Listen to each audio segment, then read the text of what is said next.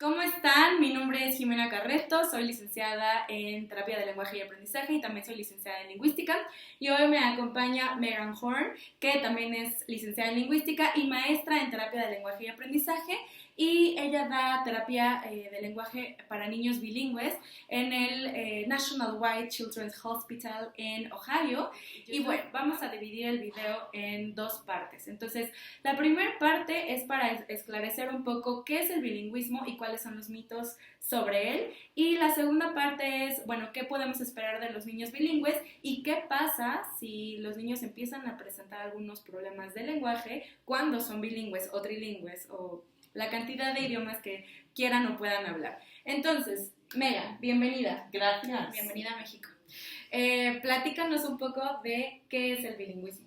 El bilingüismo es algo que en sí es difícil definir. Okay. Y la razón por eso es porque en el bilingüismo depende mucho de algunos factores. Por ejemplo, depende de cuándo empezó el niño, por ejemplo, de escuchar varios idiomas, etc.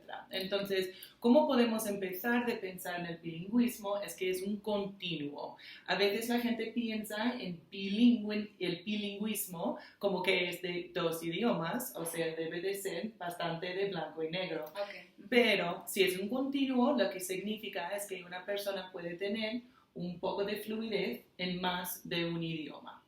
Entonces, cuando empezamos de pensar en identificar uno o autoidentificar como bilingüe, es decir, que una persona ha tenido desde la niñez un idioma que sería su lengua materna y después en algún momento en la vida ha empezado de aprender otro idioma.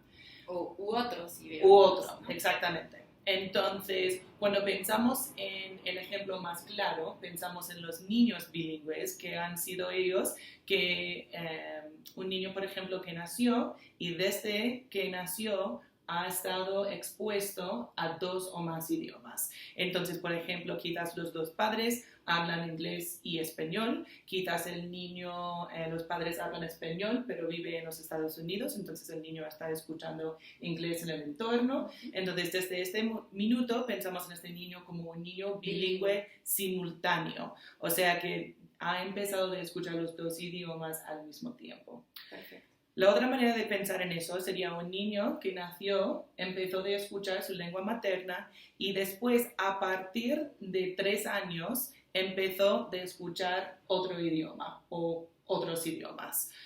Y eso, no simultáneo, eso sería secuencial. Secuencial, perfecto. Entonces, un niño ha pasado 1, 2, 3 años escuchando solo su idioma materna y de repente, o sea, por ir a la guardería, preescolar, una mudanza, un cambio de padres, familia, lo que sea, que de repente el niño es expuesto a otro idioma.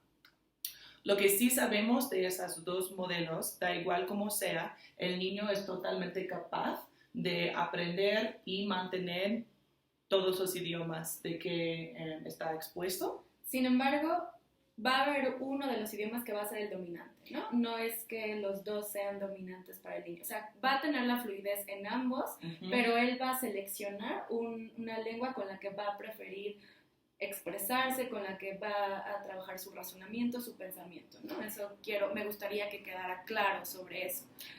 Exactamente. Lo que vemos normalmente es que un niño balanceado en sí no exactamente existe, porque es muy difícil ser totalmente balanceado en los dos idiomas. Y la razón por eso es porque depende de los contextos en que el niño está usando el idioma. Por ejemplo, muchas veces vemos que los niños tienen más fluidez en el vocabulario de la casa, en su lengua materna, pero si, por ejemplo, si es un niño que va a la escuela en otro idioma, por ejemplo, aquí en México tenemos algunas escuelas que son bilingües, en que el niño está escuchando, por ejemplo, al francés o inglés en la escuela, el niño va a tener más fluidez en el vocabulario de la escuela en el otro idioma. Entonces, eso es una manera de pensar en el balance, es que depende más del contexto necesariamente que ser dominante. Ok, una pregunta última sobre esto es, ¿en qué momento deja de ser bilingüismo para ser o convertirse en adquisición de la segunda lengua? Bueno, pues depende. ¿Dónde marcamos esa diferencia? Depende mucho de nuevo, eso de pensarlo en un continuo. Okay. Y eso es la parte que todavía es bastante difícil de decidir exactamente dónde es esa línea. Okay.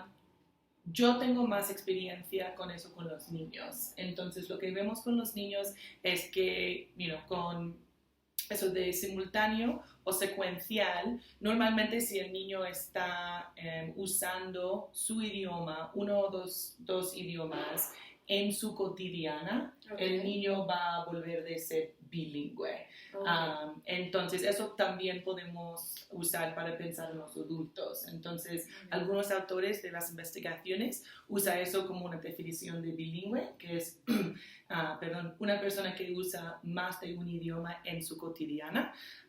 Eso sería que hay que tener una cantidad de fluidez en los dos para usarlo en la cotidiana. Y ahora sí, vamos a lo bueno y a lo importante. Mitos sobre el bilingüismo. Creo que el principal es que el bilingüismo causa retrasos del lenguaje y ¿qué creen? Que no es cierto. Entonces, platícanos un poco sobre los mitos que hay del bilingüismo. Absoluto, eso es algo de que tengo un montón de pasión porque es súper importante entender. Es muy importante saber que el bilingüismo no causa retraso, ni confusión, ni problemas con el lenguaje, ni aprendizaje, ni nada. Lo que pasa es que por la mayoría aquí en México y también en los Estados Unidos somos monolingües, que usamos un idioma en la cotidiana, entonces pensamos que eso es lo normal, pero la verdad es que el cerebro no es inherentemente monolingüe. Es normal aprender más de un idioma. Okay. Entonces, si un niño aprende 2, 3, 4 idiomas, no es 2, 3 o 4 veces más difícil para ellos. El cerebro está preparado para hacer eso. Totalmente, totalmente. Y bueno, sobre esto es importante porque al menos aquí en México no nos sucede lo que a Megan le sucede en Estados Unidos. Aquí realmente no vemos tantos niños bilingües, sin embargo, eso creemos porque hay muchos niños que están expuestos al bilingüismo porque sus padres o sus abuelos hablan alguna lengua indígena. Y a veces por cuestiones socioculturales se discriminan mucho estas lenguas, se avergüenzan de estas lenguas, cuando en realidad el bilingüismo tiene cosas muy positivas para el desarrollo cognitivo, etcétera, que eso hablaremos en el segundo capítulo. Entonces, papás, abuelos, si saben otro idioma, háblenles en otro idioma a sus hijos, a sus nietos. Van a desarrollar muchísimas más cosas y pues potenciar eso y no avergonzarse de hablar otra lengua, que al final no son dialectos, son lenguas, ¿no? Absoluto. Y lo más importante es que el niño está alrededor de mucho lenguaje. No necesariamente tiene que ver con idioma. El idioma puede cambiar, puede ser diferente, lo que sea, pero lo más importante es que el niño está escuchando lenguaje, vocabulario, gramática, lo que sea, y el niño es capaz, cada niño, aunque incluso si tienen algún diagnóstico como autismo, lo que sea, cada niño es totalmente capaz de entender el lenguaje de que hablan los que están alrededor de ellos. Perfecto. Bueno, espero que les haya gustado esta entrevista con Megan Horn. Es para mí un placer y un honor conocer a una persona como tú. Si les gustan este tipo de videos en los que está un profesional que nos viene a hablar de temas diferentes, pero relacionados con el lenguaje, díganos para saber qué es lo que quieren saber. Y también si tienen más preguntas con Megan, aunque ella ya este fin de semana se regresa a Ohio, podemos hacer videos en Facebook Live donde podamos estar platicando a la misma vez. Nos interesa saber cuáles son sus dudas, cuáles son sus preguntas.